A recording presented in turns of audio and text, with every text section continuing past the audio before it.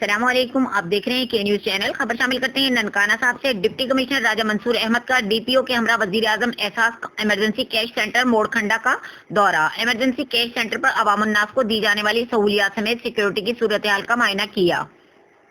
ننکانہ صاحب deputy commissioner Nankana راجہ منصور احمد کا D P او کے ہمراہ وزیر اعظم احساس ایمرجنسی کیش سینٹر موڑ کھنڈا کا دورہ۔ ایمرجنسی کیش سینٹر پر عوام الناس کو دی جانے والی سہولیات سمیت سیکورٹی کی صورتحال کا معائنہ کیا۔